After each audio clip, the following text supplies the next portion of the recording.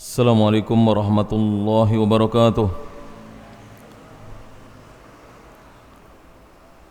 Assalamualaikum warahmatullahi wabarakatuh. Innal hamdalillah nahmaduhu wa nasta'inuhu wa nastaghfiruh wa na'udzu billahi min shururi anfusina wa sayyiati a'malina. Man yahdihillahu fala mudilla lahu wa man yudlil fala hadiya lahu. Asyhadu an la ilaha illallah wahdahu la syarika lahu wa asyhadu anna Muhammadan abduhu wa rasuluh.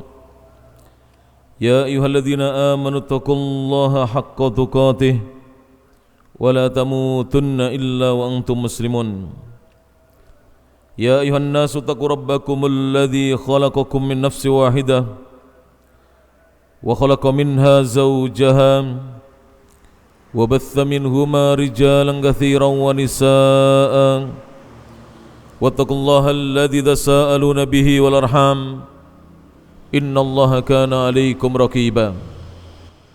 Ya ayyuhalladzina amanu taqullaha wa qulu qawlan sadida yuslih lakum a'malakum wa yaghfir lakum dhunubakum wa may yuti'illaha wa rasulahu faqad faza fawzan 'azima. Amma ba'd, fa inna asdaqal hadithi kitabullah wa khairal huda huda Muhammadin sallallahu alaihi wa ala alihi wasallam wa syarrul umuri muhdatsatuha fa inna kulla muhdatsatin bid'ah wa kulla bid'atin dhalalah wa kullu dhalalatin finnar.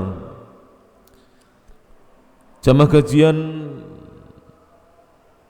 Masjid Syekh Abdullah Salim, Kota Jombang, rahimani Allahu iyyakum. Alhamdulillah, segala puji hanya milik Allah Subhanahu wa taala, alladzi bi ni'matihi, yang dengan nikmat dan karunia dari Allah Subhanahu wa taala semata tatimu sholihat, kebaikan-kebaikan menjadi sempurna. Kita lanjutkan kajian kitab Nubdatun fil Aqidatil Islamiyah, ringkasan akidah Islam, yang ditulis oleh Fadilatul Syekh Al-Allamah Muhammad ibn Shalih Al-Utsaimin, ditulis oleh Syekh Muhammad bin Shalih Al-Utsaimin rahimahullahu ta'ala. Beliau mengatakan di halaman yang ke-25 baris kedua dari atas, wa qad abtalallahu ta'ala, dan sungguh Allah yang maha tinggi telah membatalkan ittikhadal musyrikina, kaum musyrikin yang menjadikan hadhihi al-alihata, sesembahan-sesembahan tersebut, biburhanaini, dengan dua keterangan, akliyaini, keterangan sesuai dengan apa yang difahami oleh akal. Jadi Allah Subhanahu wa taala membatalkan perbuatan kaum musyrikin yang mereka menjadikan adanya sesembahan-sesembahan selain Allah Subhanahu wa taala. Keterangan yang pertama, al-awwalu annahu laisa fi hadhihi al-alihati, sesungguhnya tidak ada pada sesembahan-sesembahan yang disembah oleh kaum musyrikin ini, allati takhaduha, yang mereka menjadikan sembahan-sembahan itu, syai'un, sesuatu, min khasaisil uluhiyati, dari kekhususan-kekhususan uluhiyahnya Allah Subhanahu wa taala. Fahiya makhluqatun, maka sesembahan-sesembahan yang disembah oleh kaum musyrikin tersebut adalah makhluk. La takhluqu, makhluk yang tidak bisa menciptakan sesuatu apapun. Wala tajlibu naf'an, dan makhluk yang tidak bisa mendatangkan hal-hal yang bermanfaat li'abidiha, kepada mereka-mereka yang menyembahnya.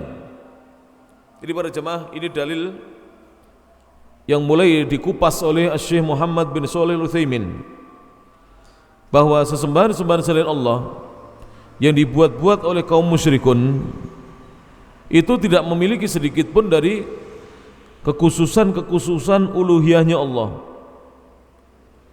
Makanya mereka itu adalah makhluk yang tidak bisa mencipta, makhluk yang tidak bisa mendatangkan hal-hal yang bermanfaat untuk yang menyembahnya.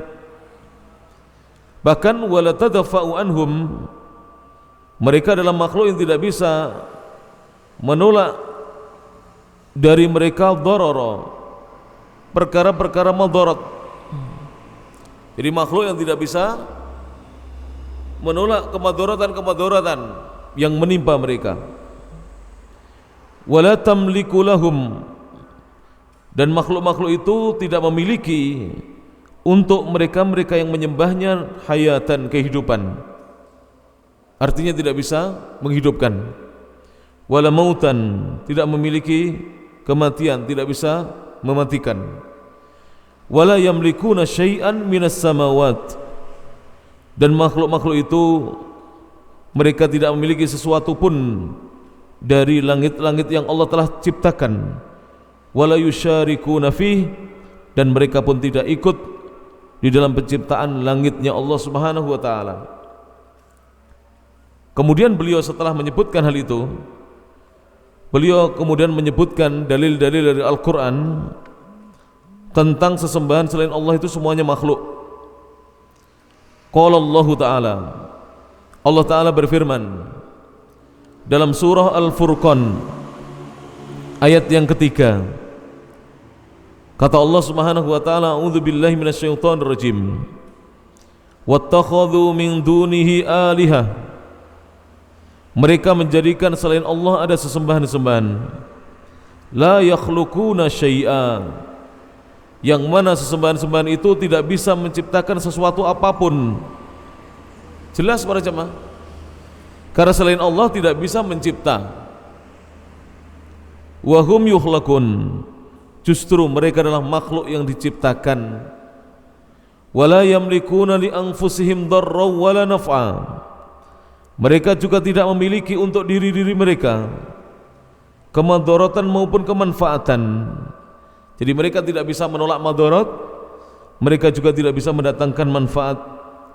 Wala yamlikuna mautaw wala hayataw wala nusyura, mereka tidak menguasai kematian dan kehidupan, artinya tidak bisa mematikan dan menghidupkan. Wala nusyura, dan mereka juga tidak bisa membangkitkan. Karena makhluk, maka makhluk itu tidak bisa mencipta, tidak bisa mendatangkan madarat atau menolaknya, tidak bisa mendatangkan manfaat, tidak bisa mematikan, tidak bisa menghidupkan, dan tidak bisa membangkitkan. Kemudian beliau menyebutkan juga firman Allah Subhanahu wa taala dalam surat yang lainnya, dalam surah Saba ayat nomor 22 dan 23. Wa qala ta'ala, Allah yang maha tinggi berfirman, Qul id'ul ladzina za'amtum min dunillah, kul, katakan wahai Nabi Muhammad, katakan kepada mereka-mereka yang menyembah selain Allah, ud'u, serulah oleh kalian, panggillah oleh kalian, alladzina za'amtum min dunillah, mereka-mereka yang kalian sangka selain Allah. La yamlikuna mithqala dzarratin fis samawati wala fil ard, mereka tidak memiliki sekalipun seberat biji dzarrah. Dzarrah ini bisa para jemaah, ada yang mengatakan seberat semut kecil, ada yang mengatakan seberat atom. Mereka tidak memiliki walaupun hanya seberat semut yang kecil, fis samawati wala fil ard, di langit maupun di bumi. Karena semua yang di langit itu milik Allah, semua yang di bumi juga miliknya Allah. Wa ma lahum fihi ma min syirk, dan mereka juga tidak memiliki fihima, pada penciptaan langit dan bumi, bin syirkin, tidak memiliki andil atau keikutsertaan. Jadi selain Allah itu tidak membantu Allah sama sekali. Allah menciptakan langit dan bumi sendirian, Allah semata, tidak ada yang membantu Allah Subhanahu wa taala. Wa ma lahu minhum min dhahir, dan juga tidak ada padanya dari mereka min dhahir, penolong. Kemudian Allah menyatakan wala tanfa'us syafa'atu indahu illa liman adzinalah, dan syafaat itu tidak akan bermanfaat indahu, di sisi Allah, illa, kecuali liman adzinalah, kecuali bagi siapa yang Allah izinkan untuknya untuk diberi syafaat. Wa qala ta'ala, Allah Ta'ala juga berfirman dalam surah Al-A'raf ayat 191 dan 192. Allah mengatakan ayusyrikuna, apakah mereka melakukan perbuatan kesyirikan, apakah mereka menyekutukan ma la yakhluqu syai'a, sesuatu yang tidak bisa menciptakan apapun, wahum yukhlaqun, justru mereka makhluk yang diciptakan. Jadi ditanya oleh Allah di sini, apakah mereka menyekutukan Allah dengan makhluk yang tidak bisa menciptakan sesuatu apapun, justru makhluk itu adalah diciptakan oleh Allah Subhanahu wa taala. Wala yastati'una lahum nasra, dan mereka tidak mampu untuk menolong lahum, bagi penyembah-penyembahnya. Wala anfusahum yansurun, dan tidak pula menolong diri-diri mereka sendiri. Jadi nanti pada hari kiamat, para jemaah yang rahmati Allah Subhanahu wa taala, tidak ada yang bisa menolong diri kita. Bahkan kita sendiri tidak bisa menolong diri kita, kecuali kita diselamatkan Allah apabila memiliki amal-amal soleh. Kita diselamatkan oleh Allah apabila kita memiliki amal-amal soleh. Maka dari itu hendaknya kita beramal soleh dalam kehidupan dunia ini. Jangan melakukan amal-amal yang buruk. Amal buruk apa? Banyak. Seperti menyembah selain Allah, meminta berdoa kepada selain Allah. Amal yang buruk lagi, hukukul walidain, durhaka kepada kedua orang tua, amal yang buruk. Amal yang buruk lagi apa? Al-qatlu, membunuh. Amal yang buruk lagi apa? As-sariqah, mencuri. Amal yang buruk lagi apa para jemaah? Aklu riba, makan dari hasil riba. Amal yang buruk lagi apa? Al-ifsad fil ardi, berbuat kerusakan di muka bumi, tidak boleh. Contoh misalnya para jemaah, masih banyak di antara kita membuang sampah tidak pada tempatnya. Masih banyak yang membuang sampah di selokan-selokan, di sungai-sungai, baik yang ada di depan rumah kita maupun di belakang rumah kita. Itu semuanya amal yang tidak baik, tidak boleh dilakukan para jemaah. Merusak alam ciptaan Allah ini tidak boleh.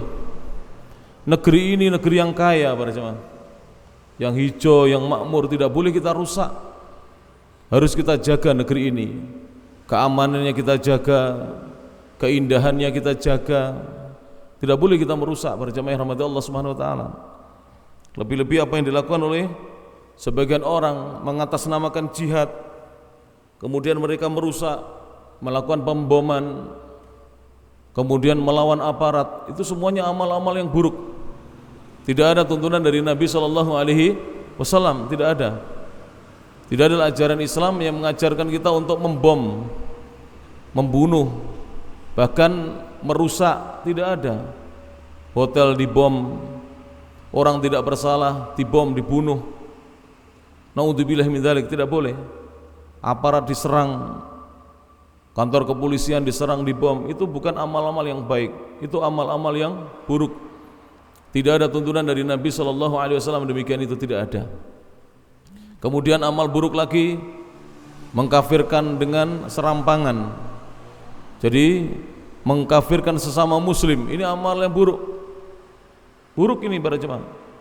Seorang muslim itu, dia keluar dari Islam atau tidak, itu dikembalikan hukumnya kepada Allah Subhanahu wa taala. Tidak boleh kita sembarangan, karena mereka ketika masuk Islam sudah dijamin oleh Allah Subhanahu wa taala. Jika mereka tidak keluar dari Islam, mereka dijamin akan dimasukkan surganya Allah Subhanahu wa taala. Maka kita tidak boleh mudah mengkafirkan saudara kita sama muslim. Ini kan banyak sekarang orang-orang yang beramal buruk seperti itu. Naudzubillah min dzalik. Bahkan mengkafirkan bapaknya sendiri, mengkafirkan istrinya sendiri, mengkafirkan anaknya dan lain sebagainya. Taib.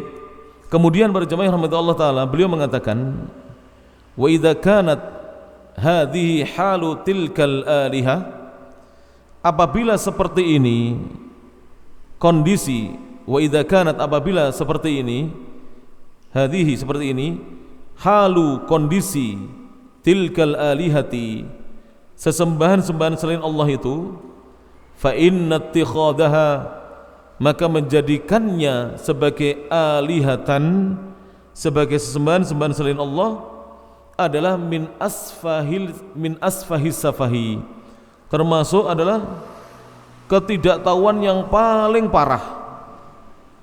Jadi ketidaktahuan yang paling parah, kejahilan yang paling parah.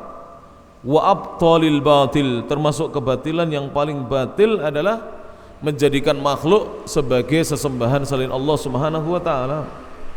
Allah murka para jemaah. Jadi Allah murka apabila ada makhluk yang disembah. Allah itu murka. Karena makhluk itu tugasnya menyembah Allah, bukan disembah. Tugasnya adalah menyembah Allah Subhanahu wa taala. Kemudian yang kedua, dalil yang kedua. Jadi dalil yang pertama sudah faham bahwa sesembahan selain Allah itu sama sekali tidak bisa mencipta, tidak bisa mendatangkan hal yang bermanfaat bagi yang menyembahnya. Misalnya begini, kalau yang menyembah makhluk-makhluk tadi sakit, apakah sesembahan selain Allah itu bisa menyembuhkan? Tidak bisa. Berarti tidak bisa mendatangkan hal yang bermanfaat, dan tidak bisa menolak madorot dari yang menyembahnya, tidak bisa. Maka kita tidak boleh meyakini misalnya, oh yang bau rekso di desa ini bisa menolak bala. Kalau diberi sesajen dia akan menghindarkan kita dari bala atau bencana. Tidak boleh. Yang bisa menghindarkan kita dari bala dan bencana itu siapa? Allah Subhanahu wa taala. Maka hendaknya kita meminta perlindungan pada Allah. Misalnya kita berdoa pada Allah, ya Allah, di musim penghujan ini lindungilah kami. Jangan sampai datang hujan yang sampai apa? Menenggelamkan kami. Ya tidak, para jemaah. Sebagian saudara kita sudah ada yang terkena musibah, kotanya, desanya dilanda banjir. Bahkan ada saudara kita yang sampai sekarang banjirnya belum surut, para jemaah. Maka kita berdoa kepada Allah Subhanahu wa taala agar Allah menjaga kita, menjaga negeri ini. Jadi kita ini tugas kita bersama, para jemaah, untuk menjaga negeri ini. Kelestarian alamnya itu tugas kita bersama. Jangan buang sampah sembarangan, jangan membakar sampah yang tidak bisa diurai oleh tanah. Ini nanti merusak tanah, para jemaah. Pada sekian tahun ke depan, anak-anak kita akan mendapati tanah-tanah tidak bisa ditanami lagi. Kasihan anak-anak kita, para jemaah. Tanah bercampur dengan plastik, bercampur dengan besi dan seterusnya. Jangan sampai demikian, para jemaah. Kasihan anak-anak kita, generasi yang akan datang. Maka jagalah kelestarian alam negeri ini. Kalau kita punya lahan yang masih kosong, ditanami, para jemaah. Di dalam Islam dianjurkan kita untuk menanami lahan-lahan kita yang masih kosong. Kita punya kebun yang masih kosong, pekarangan yang masih kosong. Anjuran dari Islam untuk menanaminya, untuk menghidupkannya. Ini anjuran dari Rasulullah SAW.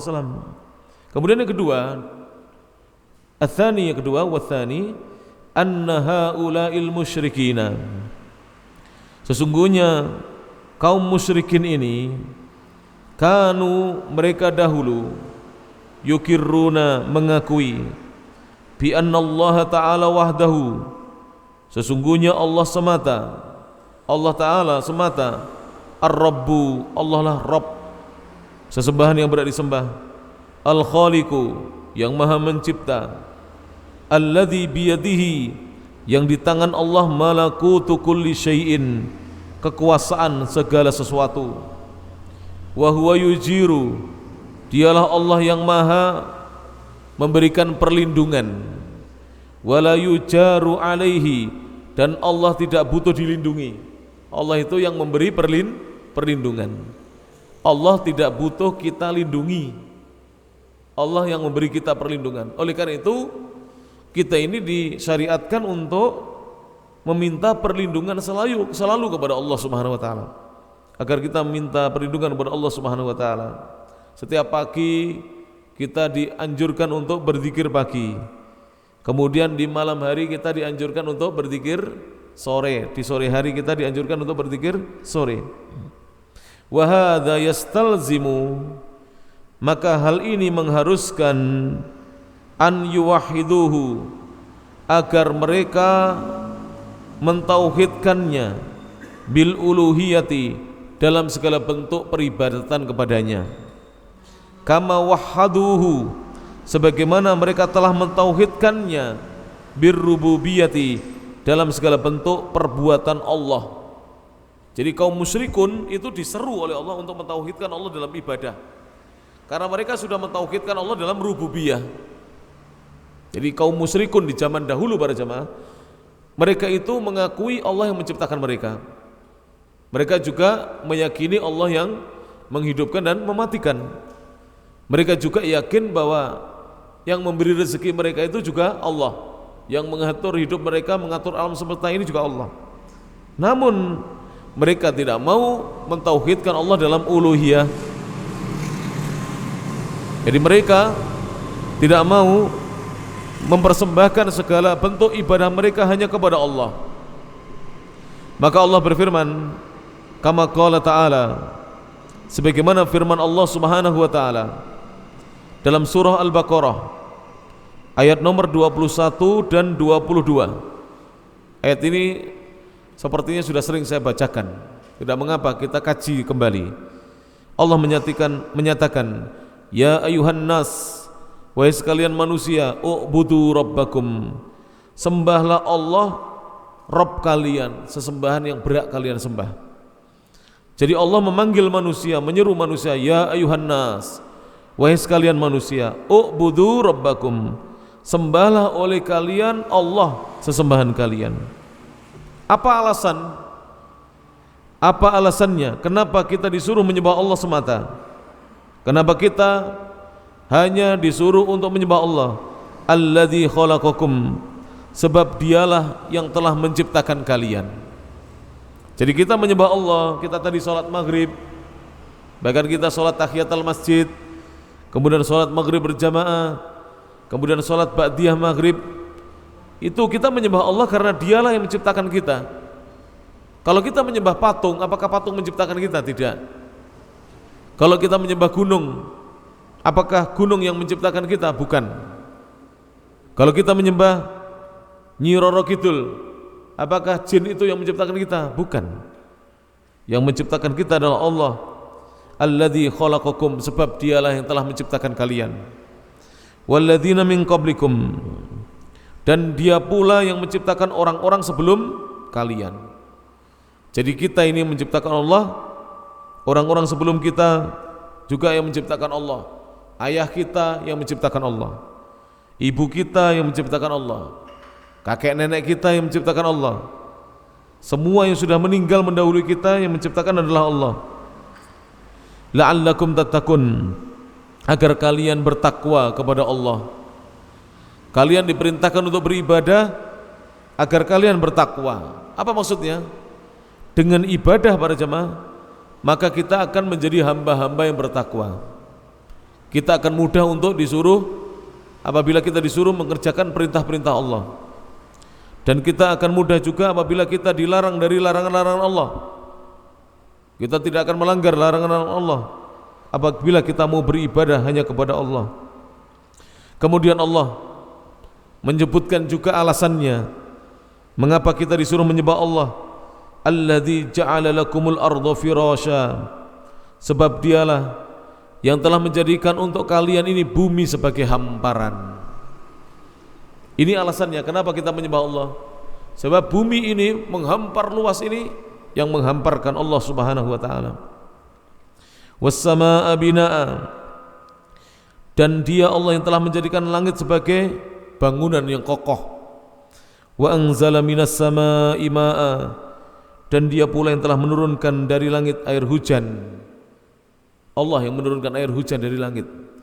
Fa akhraja bihi, maka dia keluarkan dengan sebab air hujan yang turun dari langit, minas samarati, berbagai macam hasil bumi, buah-buahan, rizqan lakum, sebagai rezeki bagi kalian.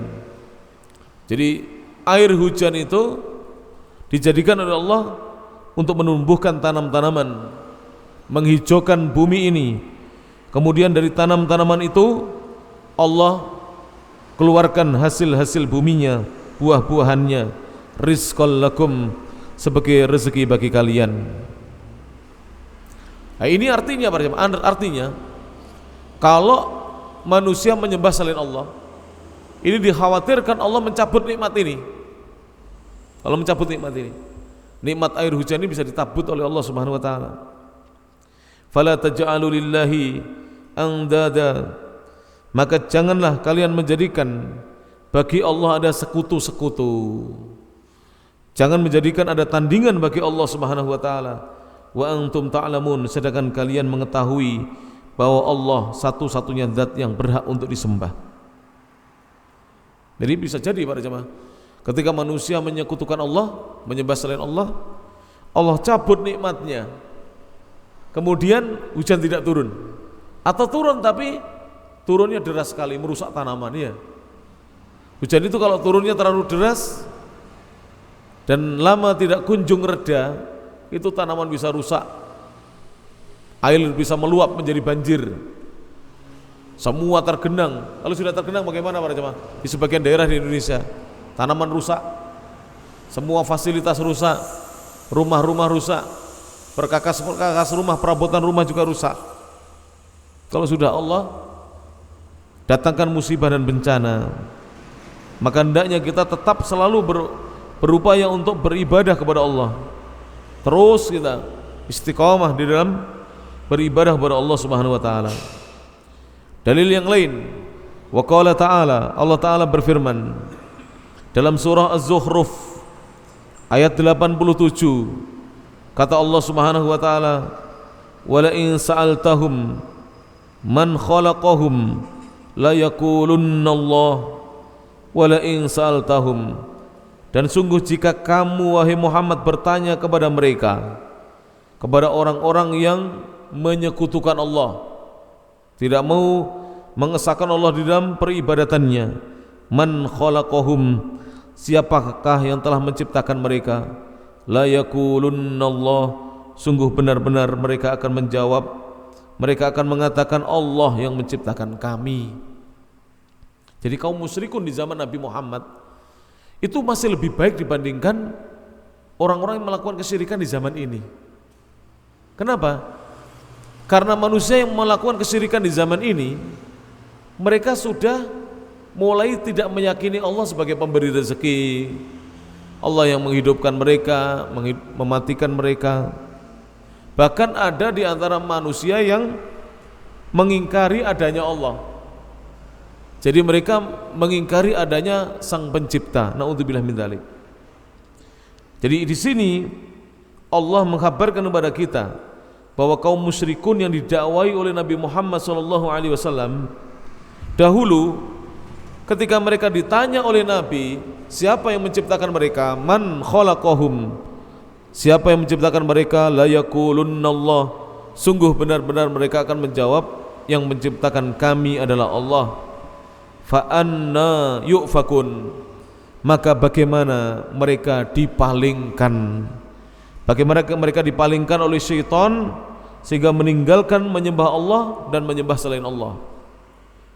Kemudian Allah berfirman dalam surah Yunus ayat nomor 31 dan 32. Wa qala ta'ala, Allah menyatakan, kul may yarzuqukum minas sama'i wal ard, kul, katakan wahai Nabi Muhammad, may yarzuqukum, siapa yang memberi rezeki kepada kalian, minas sama'i wal ardi, rezeki yang datang dari langit maupun bumi. Siapa berjamaah? Jawabannya Allah ya. Siapa yang mendatangkan rezeki dari langit dan bumi? Allah. Rezeki dari langit apa? Air hujan. Dari bumi, tumbuhnya tanaman-tanaman, ini dari bumi. Amma yamliku sam'a, atau siapa yang menguasai pendengaran, wal absara, dan penglihatan-penglihatan. Allah yang menguasainya. Manusia terkadang tidak menyadari nikmatnya penglihatan dan apa? Pendengaran. Manusia baru sadar betapa besarnya nikmat mendengar. Seorang bisa mendengar dan melihat ketika telinganya sakit, ya, ketika matanya sakit. Yang menguasai pendengaran dan penglihatan adalah Allah. Wa may yukhrijul hayya minal mayyiti, siapa yang mengeluarkan yang hidup dari yang mati. Tahu para jamaah ini? Mengeluarkan yang hidup dari yang mati. Anak ayam itu keluarnya dari mana? Dari telur. Telur itu asalnya mati, kemudian bisa keluar anak ayam. Kemudian mengeluarkan yang hidup dari yang mati. Misalnya pohon, itu terkadang dia tumbuh dari apa? Bijinya. Mangga itu dari peloknya, dari biji mangga. Keluar tunasnya sampai menjadi besar, kemudian besar-besar menumbuhkan buahnya. Yang mengeluarkan adalah Allah Subhanahu wa taala. Wa yukhrijul mayyita minal hayy, dan siapa yang mengeluarkan yang mati dari yang hidup, kata para ulama, mengeluarkan telur dari ayam. Ayam itu hidup, telur mati. Mengeluarkan yang hidup dari yang mati dari hidup, seperti Allah menumbuhkan biji-bijian, itu mati dari tanaman yang hidup. Wa may yudabbirul amr, dan siapa yang mengatur segala urusan, Allah Subhanahu wa taala. Kenapa hari ini tidak hujan? Ya Allah yang tahu, kita tidak tahu. Kenapa kemarin hujan deras misalnya? Allah yang Maha tahu. Para jamaah yang rahmati Allah Subhanahu wa taala. Mengapa 2 tahun terakhir ini terjadi wabah pandemi? Allah yang Maha tahu. Para jamaah yang rahmati Allah Subhanahu wa taala, Allah yang Maha tahu. Agar manusia mau kembali kepada Allah. Padahal coba para jamaah, pandemi yang terjadi di zaman kita ini tidak seberat pandemi yang dialami oleh para sahabat. Yang dialami oleh para sahabat itu pagi kena, sore itu meninggal, tidak menunggu 14 hari para jamaah. Tidak nunggu di opname. Pagi kena, sore itu meninggal, dan langsung ratusan bahkan ribuan. Bukan 1 2. Bukan 1 2. Itu ratusan bahkan ribuan. Baca sejarahnya, bagaimana wabah di zaman para sahabat dahulu. Kalau seandainya seperti itu, bagaimana para jemaah? Siapa yang menguburkan? Semua tidak ada yang berani keluar rumah. Kita kemarin pandemi yang seperti ini sudah banyak yang ketakutan keluar rumah para jemaah. Bahkan ada saudaranya meninggal loh, tidak datang untuk takziah. Kenapa? Saking takutnya dengan wabah. Saking takutnya, bukan takut dengan Allah, takut dengan wabah berlebihan. Coba, kenapa manusia sedemikian ini? Karena manusia sudah menuhankan selain Allah sekarang ini, sehingga mereka tidak lagi bersandar kepada Allah Subhanahu wa taala. Di zaman para sahabat lebih berat para jemaah wabahnya dibanding di zaman sekarang ini. Maka dari itu, para jemaah rahmat Allah Subhanahu wa taala, hendaknya kita meyakini yang mengatur segala urusan ini Allah Subhanahu wa taala. Ketika terjadi bencana ini, ketika terjadi wabah, bencana alam, tanah longsor, banjir bandang, kemudian terjadi tsunami, gempa bumi, hendaknya kita kembali kepada Allah Subhanahu wa taala. Kembali kepada Allah. Yang pertama itu kembali, bukan menyalahkan siapa-siapa, kembali kepada Allah Subhanahu wa taala. Fayaqulunallah, mereka akan menjawab yang melakukan itu semuanya hanya Allah. Fakul afala tattaqun, maka katakan kepada mereka, kenapa kalian tidak mau bertakwa kepada Allah? Mengapa kalian tidak mau menjalankan perintah-perintahnya? Dan mengapa kalian tidak mau menjauhi larangan-larangan Allah Subhanahu wa taala? Mengapa demikian? Alhamdulillah, dengan kita kemarin lockdown ya, banyak tinggal di rumah itu, maksiat kan berkurang ya. Biasanya malam hari begadang, jangan berbuat maksiat lagi loh ini. Kemudian balik, wes aman lagi, maksiat lagi. Bisa jadi nanti datang pandemi yang lebih berat lagi. Di maksiat berkurang, orang-orang tidak lagi berbuat maksiat. Alhamdulillah, tempat-tempat maksiat tutup. Harusnya diteruskan, tobatnya diteruskan. Jangan hanya ketika ada pandemi atau wabah. Setiap saat kita harus senantiasa bertobat kepada Allah, kembali kepada Allah.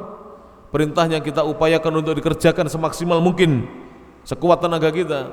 Larangannya Kita tinggalkan semuanya tanpa ada tawar-menawar. Kita tinggalkan semua larangan-larangan Allah Subhanahu wa taala. Karena meninggalkan larangan lebih mudah daripada mengerjakan perintah. Meninggalkan larangan itu lebih mudah daripada mengerjakan perintah. Yang berat itu mengerjakan perintah. Kalau meninggalkan larangan, yang penting kita tidak keluar rumah untuk beli minuman keras, ya sudah, tidak mabuk kita. Tapi kalau mengerjakan perintah, kita harus berbuat, harus berwudu lebih dahulu, harus memakai pakaian yang pantas, yang menutup aurat, harus pergi ke masjid, harus kemudian meluangkan waktu untuk mengerjakan perintah-perintah Allah Subhanahu wa taala. Maka Nabi diperintahkan untuk mengatakan kepada mereka, fakul, maka katakan wahai Nabi Muhammad, afala tattaqun, kenapa kalian tidak mau bertakwa? Fadzalikumullahu rabbukumul haq, maka itulah Allah sesembahan kalian yang hak, yang benar untuk disembah. Famadza ba'dal haqqi, maka apa setelah kebenaran itu, illa kecuali tidak lain adalah ad-dhalal, adalah kesesatan. Tidak ada setelah kita berpegang kepada kebenaran kecuali jika kita meninggalkannya, maka kita jatuh kepada kesesatan. Fa anna tusrafun, maka bagaimana kalian dipalingkan oleh syaitan dari beribadah kepada Allah. Ini tadi hujah ya. Jadi Syekh Muhammad bin Shalih Al-Utsaimin menyebutkan dalil-dalil burhan yang sangat banyak. Akalnya manusia diajak berpikir agar manusia sadar, kemudian mereka mau kembali ke jalan Allah Subhanahu wa taala. Nah, sekarang perkara keempat, kita masuk perkara keempat. Keimanan kepada Allah itu ada 4 unsur ya. Sudah kita bahas ya. 3 unsur sudah, 3 unsur. Yaitu al-imanu biwujudillah sudah. Kita wajib mengimani wujudnya Allah. Kalau kita mengimani Allah itu ada, maka kita terhindar dari faham ateisme. Kita tidak akan terpapar faham ateisme, faham yang mengingkari adanya Tuhan, adanya Allah Subhanahu wa taala. Kemudian yang kedua adalah iman kepada Allah terkait dengan rububiyahnya sudah. Al-iman bi rububiyatillah sudah kita yakini. Kemudian yang ketiga adalah al-imanu bi uluhiyatillah, baru kita bahas selesai. Sekarang perkara yang keempat, al-amrur rabi'u mimma yatadammanuhul imanu billah, termasuk perkara yang dikandung oleh keimanan kita kepada Allah. Kandungannya adalah yang keempat adalah al-imanu, mengimani, mempercayai bi asma'ihi, nama-namanya Allah, wa sifatihi, dan sifat-sifatnya. Jadi yang keempat adalah mengimani apa para jemaah? Nama-nama Allah dan sifat-sifatnya Allah Subhanahu wa taala. Jadi jangan sampai kita mengingkari nama-nama Allah sekalipun hanya 1 nama. Jangan pula kita mengingkari sifat-sifatnya siapa? Allah Subhanahu wa taala. Jangan sampai para jemaah. Thayyib. Artinya apa? Yang dimaksud di sini adalah itsbatu, menetapkan, ma atsbatahu Allahu, apa yang Allah telah tetapkan, li nafsihi, untuk diri Allah, untuk dirinya, fi kitabihi, di dalam kitabnya Al-Qur'an. Jadi kita tetapkan apa yang telah ditetapkan oleh Allah untuk dirinya dalam Al-Qur'an. Au sunnatu, atau sunnati rasulihi, atau yang ditetapkan dalam sunnah Rasulnya sallallahu alaihi wasallam, minal asma'i, berupa nama-nama, wasifati, dan sifat-sifat. Jadi semua nama Allah wajib ditetapkan, semua sifat-sifat Allah wajib ditetapkan. Ditetapkan itu diakui, dipercayai, diimani, alal wajhil laiki bihi, sesuai dengan apa yang pantas dan layak untuknya, min ghairi tahrifin, dengan tanpa mentahrif. Tahrif itu apa? Memutarbalikkan maknanya, mengganti maknanya. Wala ta'til, dan tanpa menolak atau meniadakan. Wala takyif, dan tanpa membagaimanakan atau menggambarkan sifat-sifat Allah. Wala tamthil, dan tanpa menyerupakan. Jadi ketika kita menetapkan nama-nama dan sifatnya Allah, tidak boleh kita melakukan tahrif. Tahrif ini apa? Jadi nama-nama Allah artinya dipalingkan dari makna yang benar kepada makna yang tidak benar. Jadi diputar balikkan maknanya. Kemudian mentaktil, menolak nama-nama dan sifat-sifat Allah, meniadakan dari Allah. Dengan alasan apa? Makhluk kan punya nama, maka tidak pantas Allah diberi nama, nanti sama dengan makhluk. Ini keliru para jemaah. Makhluk memang punya nama, tapi makhluk itu sekalipun punya nama, hakikat yang ada pada dirinya, sifat-sifatnya tidak tentu sesuai dengan namanya. Ada orang namanya Mahmud, tapi akhlaknya tidak baik, tidak pernah sholat. Ada orang namanya Soleh, tapi tidak soleh, tidak pernah berpuasa misalnya. Berbeda dengan Allah. Allah namanya Ar-Rahman, yang maha menyayangi, yang maha apa? Memberi kemurahan, yang maha pemurah. Tapi betul-betul Allah itu maha pemurah dan maha pengasih. Allah punya nama Ar-Rahim, yang maha penyayang. Betul-betul Allah maha menyayangi hamba-hambanya. Para jamaah rahmat Allah subhanahu wa ta'ala.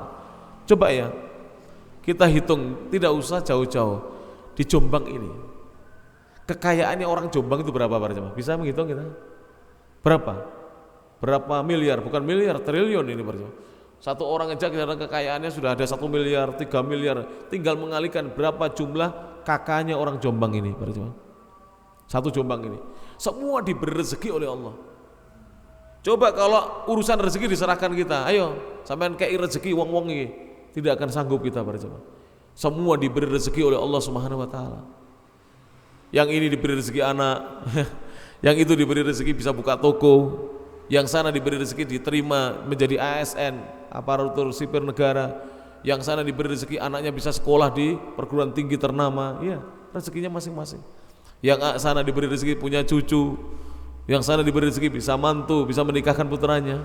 Semua diberi rezeki oleh Allah Subhanahu wa taala, tanpa Allah merasa berat untuk memberinya. Thayyib. Kemudian wala takyif, dan tidak boleh membagaimanakan, tidak boleh menggambarkan sifat-sifatnya Allah.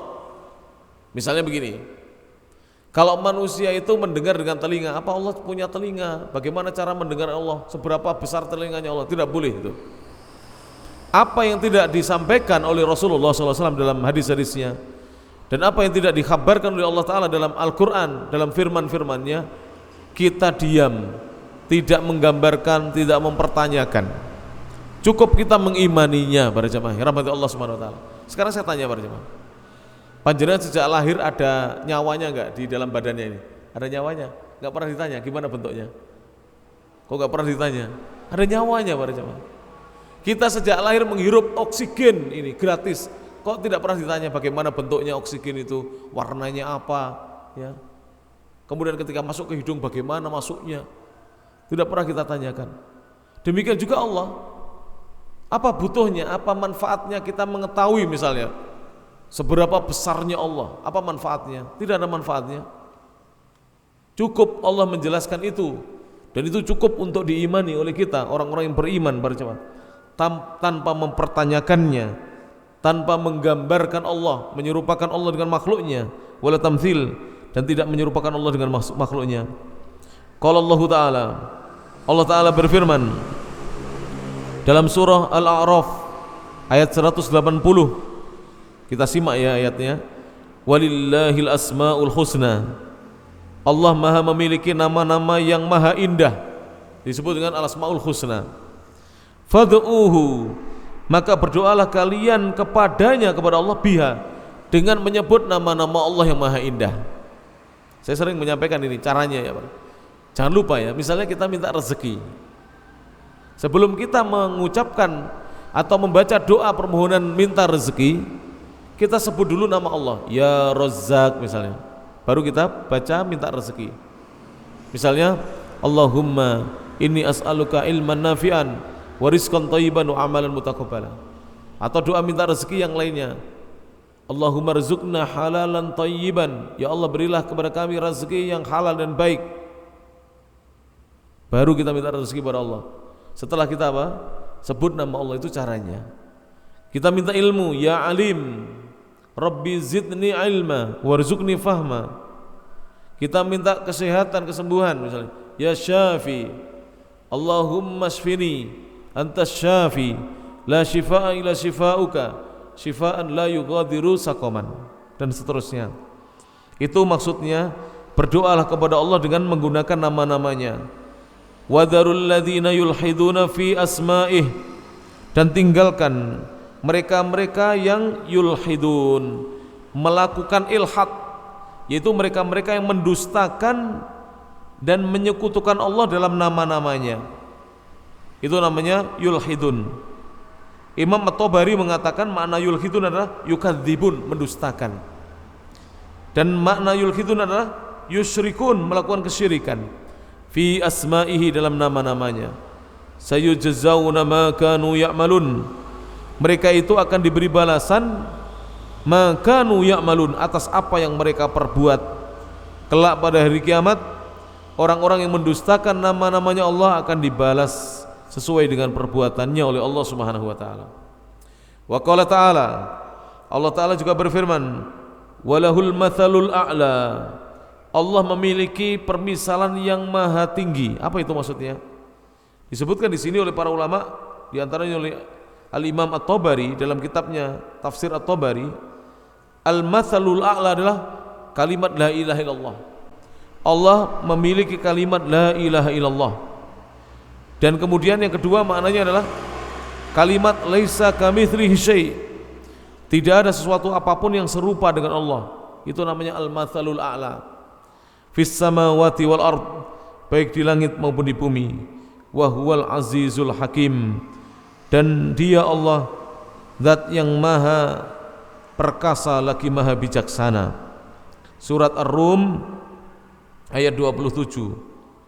Wa qala ta'ala, dan Allah Ta'ala berfirman dalam surah Asy-Syura ayat yang ke-11, kata Allah, laisa kamitslihi syai', tidak ada yang serupa dengan Allah sesuatu apapun.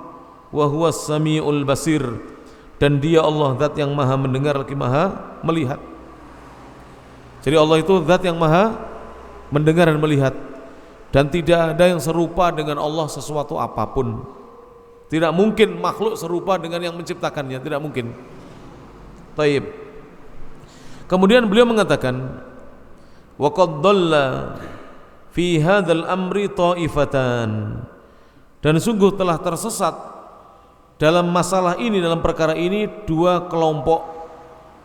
Ada dua kelompok yang tersesat jalannya. Ihdahuma, salah satu dari keduanya adalah kelompok al-mu'attilatu, kelompok yang menolak atau meniadakan nama-nama dan sifat-sifat Allah. Ini namanya kelompok apa? Al-mu'attilah. Alladzina, mereka adalah orang-orang yang ankarul asma'a was sifat, yang mengingkari nama-nama dan sifat-sifat Allah. Jadi mereka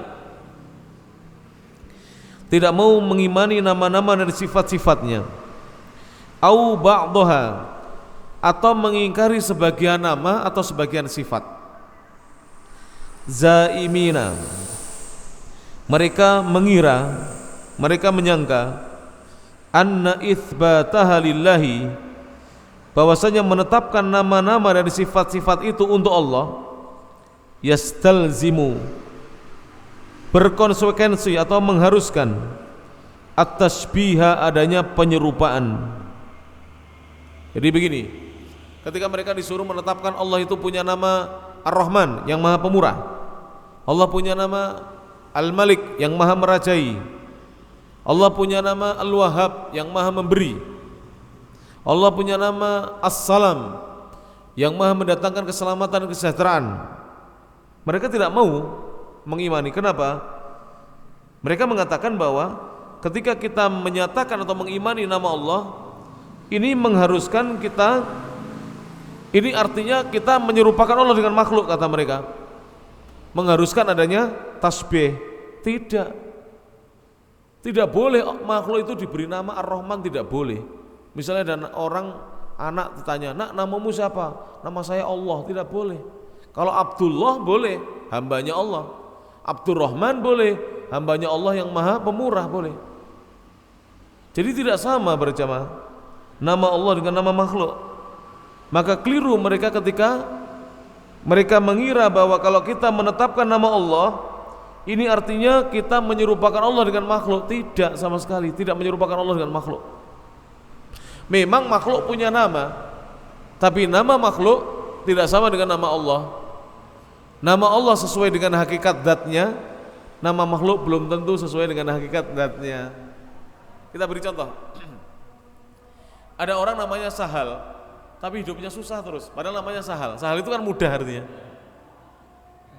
Nah, iya tak? Tapi hidupnya susah terus. Ada para jemaah, bukan tidak ada. Ada. Ada orang namanya Karim, tapi hidupnya tidak pernah mulia. Sengsara terus. Itulah manusia. Namanya tidak sesuai dengan hakikat sifatnya. Ai tasbihallahi ta'ala bi khalqihi, menyerupakan Allah Ta'ala dengan makhluknya. Tidak. Ketika kita meyakini Allah punya nama Ar-Rahman, ini bukan menyerupakan Allah dengan makhluk, bukan. Ini justru meyakini ayat Al-Quran yang menyebutkan bahwa Allah itu memiliki nama yang disebut dengan Al-Asma'ul Husna, nama-nama Allah yang maha indah. Wa hadza za'mu, dan persangkaan ini adalah batilun, persangkaan yang tidak benar, yang batil. Liwujuhin, dari berbagai sisi, dari banyak sisi. Minha, diantaranya satu, al-awwalu annahu yastalzimu, sesungguhnya persangkaan ini memberikan konsekuensi lawazima batilatan, dengan konsekuensi yang batil. Katanaqudi, seperti konsekuensi adanya pertentangan fi kalamillahi subhanahu, dalam firman Allah subhanahu wa ta'ala. Sekarang begini, kalau orang menentang Allah itu memiliki nama, kemudian di dalam Al-Quran Allah menyebutkan namanya, contoh ya, Allah berfirman Bismillahirrahmanirrahim. Di situ ada berapa nama? 3 nama. Pertama Allah, Ar-Rahman, Ar-Rahim, ya tak? 3 nama. Kemudian Allah berfirman Alhamdulillahi Rabbil Alamin. Ada nama apa? Rob, Ar-Rabbu, sudah 4. Ada 4 nama ini. Kemudian Ar-Rahman Ar-Rahim sama. Maliki Yaumiddin, Al-Malik. Maliki Yaumiddin, Al-Malik. Berapa namanya sudah? 5 ya. 5 nama, bayangkan. Kemudian kita ingkari para jemaah. Ini tanakut. Allah berfirman dalam Al-Quran, kemudian Allah memerintahkan kita mengingkari nama-namanya. Tidak mungkin. Ini pertentangan, tidak mungkin. Pasti Allah menyuruh untuk kita mengimani ayat-ayatnya. Tidak mungkin Allah menyuruh kita untuk mengingkarinya.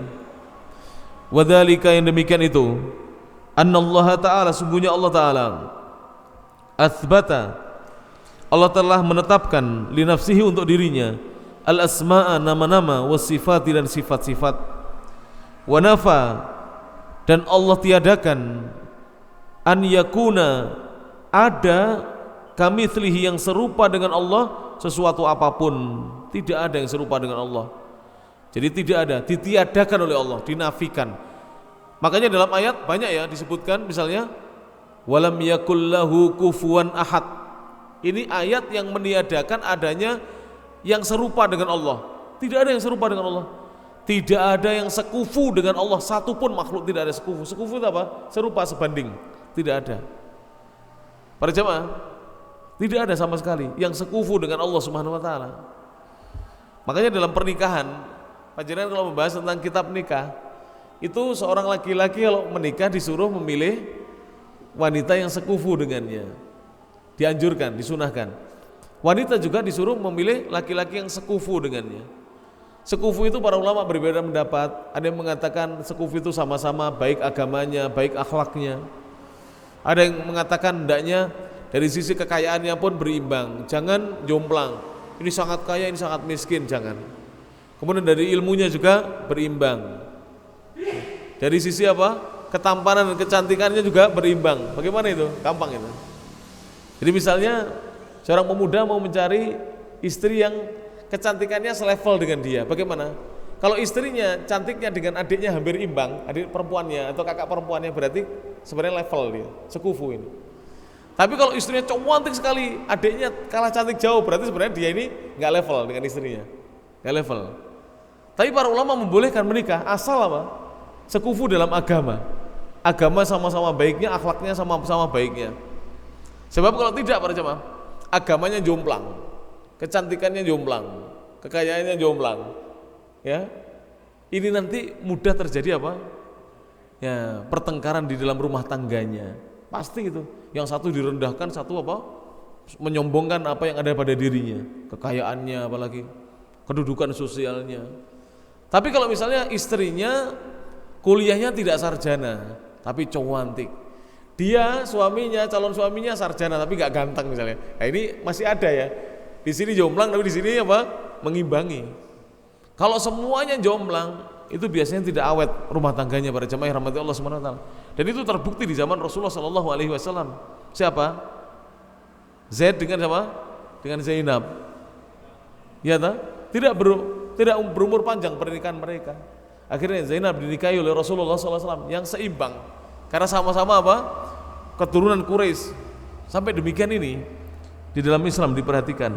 Maka Allah meniadakan ada makhluk yang serupa dengan Allah. Walau kana itsbatuha, seandainya penetapan tentang nama-nama dan sifat-sifatnya Allah yastalzimu tashbih, mengharuskan adanya keserupaan, lazimat tanaqudu, maka pasti akan terjadi pertentangan fi kalamillahi, di dalam firman Allah. Dan ini tidak mungkin, firman Allah satu dengan yang lain bertentangan, tidak mungkin. Kemudian akan terjadi takdzibu wa takdzibu ba'dihi ba'dha, sebagian firman Allah mendustakan sebagian yang lain, tidak mungkin juga.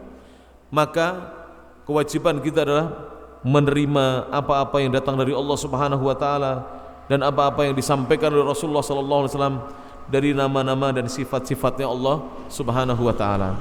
Para jemaah yang rahmati Allah taala, mungkin ini yang bisa disampaikan dalam kesempatan yang singkat ini, ya.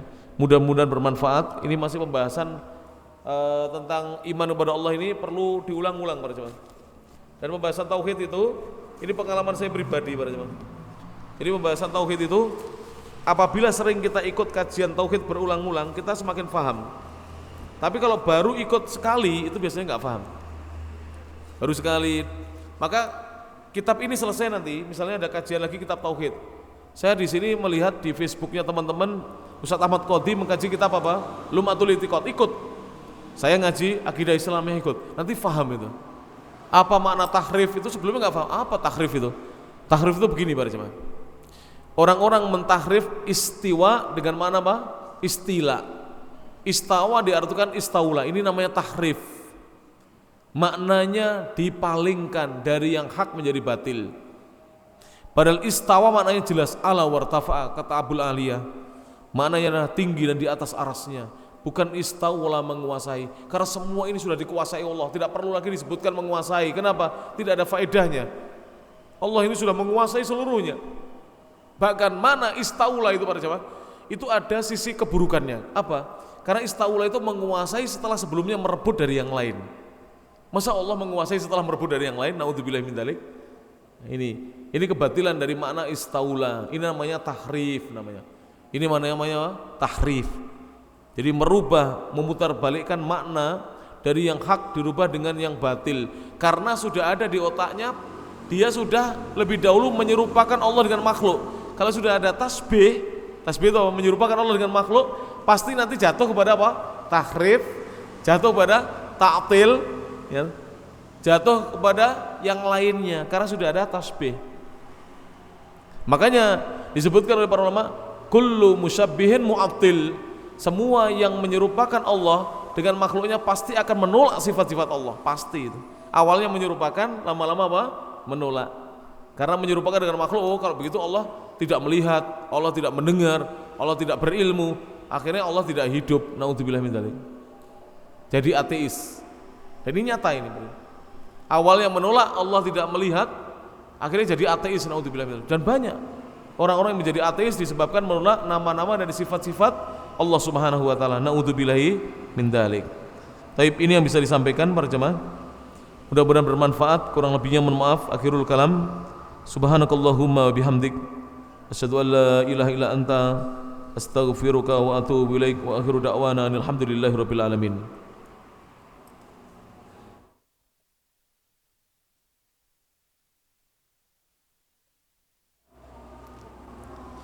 Kalau ada pertanyaan silakan. Ada pertanyaan? Lama nggak ada tanya jawab ini. Kalau nggak ada pertanyaan saya tanya loh.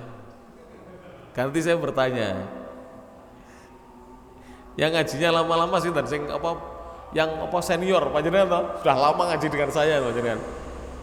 Oh iya, iman kepada Allah mengandung 4 unsur Pak, sebutkan Pak. 1. Oke, iman dengan wujudnya Allah. Yang kedua, iman dengan rububiyahnya Allah. Yang ketiga, iman dengan uluhiyahnya Allah. Yang keempat ini tadi, iman dengan nama-nama dan sifatnya Allah. Iman dengan rububiyah itu maksudnya apa Pak? Panjenengan? Ya, nggih. Ya, mengimani perbuatan-perbuatan yang merupakan kekhususan buat Allah. Mencipta, memberi rezeki itu tidak ada manusia bisa mencipta. Coba, ada yang bisa menciptakan lalat? Tidak ada bisa. Iya Pak, membuat lalat itu. Jadi mencipta, memberi rezeki, menghidupkan, mematikan, kemudian apa lagi para jemaah? Menghidupkan, mematikan, kemudian apa lagi? Mengatur alam, mendatangkan madorot, mendatangkan bencana, kemudian mendatangkan kemanfaatan, itu semuanya Allah Subhanahu wa taala. Ini namanya rububiyah. Oke. Kemudian ajaran Pak, iman dengan uluhiyah maksudnya apa? Mengimani semua ibadah itu hanya untuk Allah, sholat, puasa, zakat, berdoa. Jangan diberikan kepada selain Allah. Jangan sholat menyembah batu. Jadi sujud kepada batu tidak boleh, sujud kepada kuburan tidak boleh, meminta kepada batu tidak boleh, meminta kepada Nyi Roro Kidul tidak boleh. Kemudian mengimani nama-nama dan sifat Allah maksudnya apa? Kita beriman dan percaya bahwa Allah itu memiliki al-asmaul husna dan Allah memiliki sifat-sifat yang sifatnya Allah berbeda dari sifatnya makhluk. Misalnya Allah maha melihat. Kalau kita, apakah kita maha melihat? Tidak. Kita ini hanya bisa melihat. Itu pun pada saat-saat tertentu kita tidak bisa melihat. Coba, kalau lampunya digelapkan, tidak terlihat. Matanya ada tapi nggak bisa melihat. Kalau tidur, bisa melihat? Tidak, ya kan? Ketutupan tembok, bisa melihat? Tidak. Karena penglihatan manusia itu terbatas dan lemah. Tapi kalau Allah maha, maka tidak sama. Yang satu maha, yang satu hidup sekarang. Manusia hidup. Tapi hidupnya manusia apa? Terbatas. Butuh makan, butuh minum, butuh istri, butuh suami. Kalau Allah tidak. Allah maha hidup. Maka kita menetapkan semua sifat-sifat Allah. Karena tidak mungkin Allah berfirman demikian terus kemudian Allah sendiri mengatakan, oh jangan kau percaya itu kalau Allah maha hidup. Ya, nggak boleh nanti menyamakan dengan makhluk. Apa mungkin? Itu tanakut namanya, kontradiksi. Jadi tidak mungkin Allah berfirman Allah itu maha hidup, kemudian kita disuruh mengingkari maha hidupnya Allah. Mungkin? Tidak mungkin. Kontradiksi namanya. Nah, banyak orang sekarang ini Al-Quran itu hanya dibaca tapi katanya jangan diimani Al-Quran itu. Kenapa? Jangan diimani, kamu nanti akan menyerupakan Allah dengan makhluk. Siapa yang menyerupakan Allah dengan makhluk? Tidak ada yang menyerupakan Allah dengan makhluk. Al-Quran tidak pernah mengajarkan kita wajib menyerupakan Allah dengan makhluk. Malah larangan menyerupakan Allah dengan makhluk. Laisa kamitslihi syai'. Hal ta'lamu lahu samiyya. Qul huwallahu ahad. Allahu samad. Lam yalid wa lam yulad wa lam yakul lahu kufuwan ahad. Allah itu tidak beranak, tidak diberanakkan dan tidak ada satupun yang sekufu, serupa dengan Allah Subhanahu wa taala. Namun jelas ya insyaallah. Nah, demikian yang bisa disampaikan, mudah-mudahan bermanfaat para jemaah. Insyaallah paham ya, karena sering diulang-ulang. Dan kajian tauhid atau akidah itu para jemaah memang kadang-kadang bagi orang yang belum pernah ngaji membosankan. Tapi kalau sudah seneng itu seneng itu. Ya, sudah seneng. Terutama kitab yang saya kaji setiap akad kedua itu bagus. Sebenarnya kitab itu ya, itu sebenarnya kalau dikaji aslinya itu para jemaah kadang kurang menarik. Tapi kalau dikaji dalam bentuk tanya jawab itu langsung apa? Oh, ada pertanyaan begini jawabannya demikian, ada pertanyaan demikian jawabannya demikian. Langsung kita paham dan bisa apa? Kita langsung bisa memahami dengan baik. Baik, ini yang bisa disampaikan, mudah-mudahan bermanfaat. Subhanakallahumma bihamdik, asyhadu an la ilaha illa anta, astaghfiruka wa atubu ilaik. Assalamualaikum warahmatullahi wabarakatuh.